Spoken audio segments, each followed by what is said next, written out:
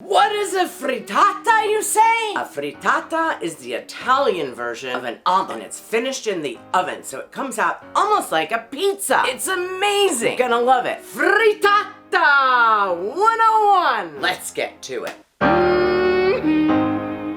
Frittata is a very important food for me. When my son Harry was little, I decided that I was gonna teach him to make a frittata. It was almost like a challenge that I created for myself, and it went along really well until he was about 9 years old, and then he said, "Hey Mom, why don't you just make the frittata?" So that's what I did, and after that I became known as the Queen of the Frittata, as well as, you already know, the Queen of the Salad. Here are the ingredients. 10 eggs, olive oil, 1 onion, fresh rosemary, 2 zucchini, cherry tomatoes, mozzarella, Parmesan, and fresh basil. The first thing we have to do is we have to scramble the eggs. Let's go.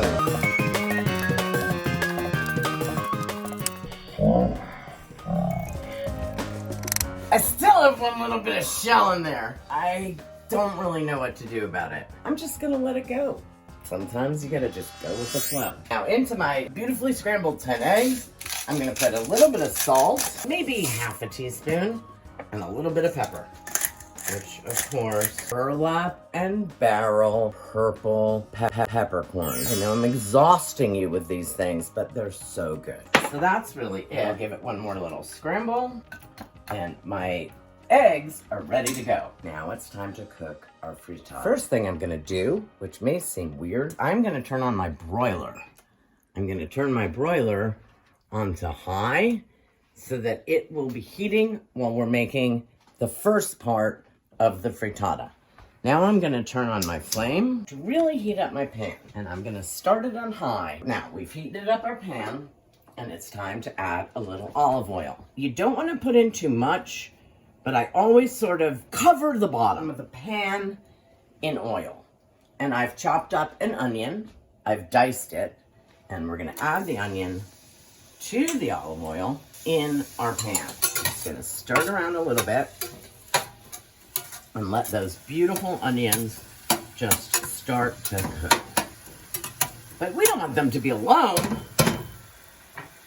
So we're gonna add, this is 2 sprigs of fresh rosemary, you guessed it, from my garden. And I'm really loosey-goosey about the way I do my rosemary. I just pull it off, and then I break it. And that's it. I really am not anal compulsive. I just want to make sure I have a lot of it because I feel like it's a very amazing flavor. And especially in this context with the eggs and the cheese that are going to go in later, the rosemary just makes things bright and fresh, and you really can't go wrong. I'm going to salt and pepper it just to keep the flavor coming through. The thing that salt and fresh ground pepper do is they really bring the flavors of the other ingredients out. You don't want something to taste like salt and pepper, but there's nothing like salt and pepper to bring out the flavor of onions and rosemary. So now we're just gonna let this cook until the onions turn translucent, which means you can see through them. Oh, it's something I wanted to say to you. When I cook eggs, especially for a frittata, I like to take them out of the refrigerator at least an hour before I cook them. Eggs are not really made to be refrigerated. We have to refrigerate them because we keep them a long time. But they taste much better and are more of themselves when you take them out of the refrigerator early. See how our onions are doing. Oh my God. We could almost stop right here with just sauteed onions with rosemary and olive oil. It's so amazing. So this may be controversial in the zucchini community, but I personally believe that zucchini is best when it's really, really cooked well. till it almost becomes, dare I say, mushy. Come on, little zucchini. Get mushy. There you go, little zucchini. You're almost ready for the eggs. You're looking good, but you're not quite there. I am so excited to reveal that we have achieved mushiness. Look at that. Oh my goodness. This is absolutely perfect and so much flavor. Like, you think of the zucchini as basically water. Well, we have managed to coax out a lot of flavor out of this watery squash. So now it's time to dump in the scrambled eggs. Here they go. Get in there, eggs. Wow. We're gonna let this just cook until it is about halfway done. We want there still to be some liquid egg, but a nice brown, solid outer shell and bottom. And then we're gonna put it under the broiler and make the frittata magic happen. I am gonna turn my flame down to medium low because I don't want my egg to burn and stick to the bottom of the pan. Magic takes time, people. Don't get impatient. I think it's time to move our frittata into the broiler. If you see here, I can take my spatula and pull it away. And the bottom looks beautiful and brown. The top is still nice and liquid. And I'm gonna call it. The first thing we're gonna do is we're gonna put on some mozzarella. Beautiful, fresh mozzarella. Mi sono bruciata, ma lasciamo stare. Just burnt myself a little. I'm not gonna cry about it. I'm not a baby. We're gonna put the mozzarella all around the top in a pretty pattern. That is layer 1. Now comes layer 2.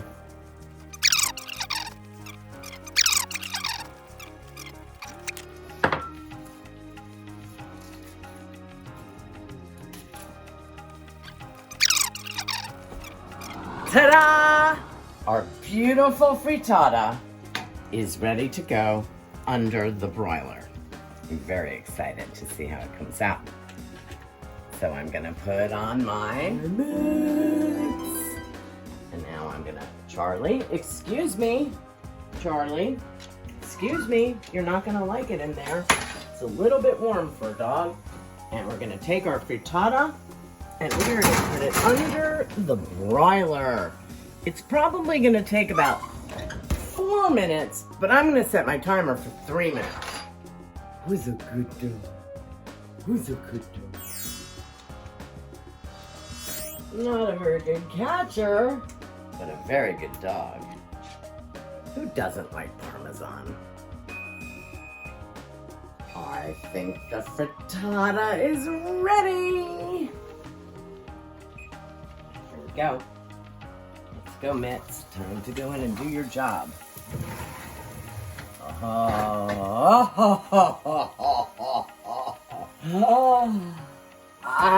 Sometimes I really just amaze myself. Look at that. That is an absolutely beautiful, simple, and delicious thing. I'm gonna let it cool a little, and then we're gonna take a bite. Now it's time to slice our frittata and take a bite. I almost don't want to cut into it because it's so beautiful, but I'm gonna do it. And I like to cut it like you would cut a pizza.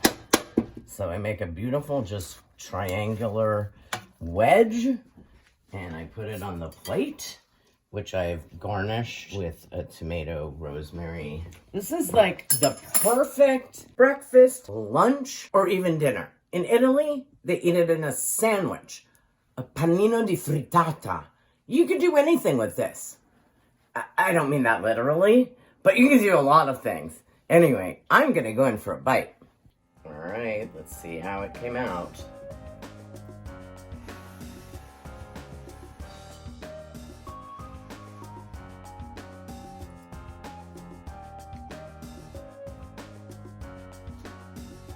Mmm. Mmm. Mmm. That's really good. I continue to impress myself. Please make it. I do so many things with the frittata. There's all kinds of variations. Anyway, go ahead and subscribe to my channel, like my videos, go to my website, and join me next time on Mad in the Kitchen. Ciao!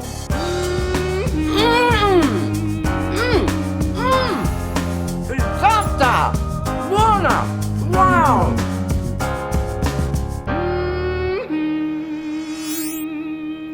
I keep burning my mouth. You'd think I would learn.